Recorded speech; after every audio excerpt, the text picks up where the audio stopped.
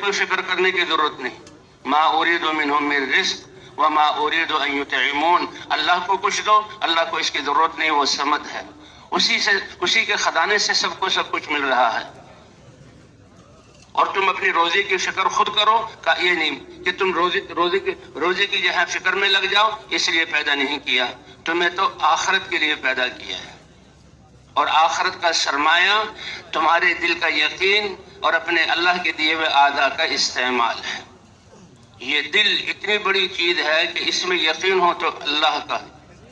اسی لیے حضرات انبیاء کرام کو اللہ تعالیٰ نے بھیجا، اور سب سے پہلے غفلت میں پڑے ہوئے انسان یا شرک اور کفر میں مبتلا ہو جانے والی قومیں، جب بھی اللہ نے ان کے ساتھ احسان کرنے کا ارادہ کیا تو حضرات انبیاء کرام اللہ کی معرفت کا سب سے بڑے علم والا کلمہ لا الہ الا اللہ لے کر آئے اور قوموں میں پھرے اور اللہ کا تعارف کرایا. یہ بنیاد ہے.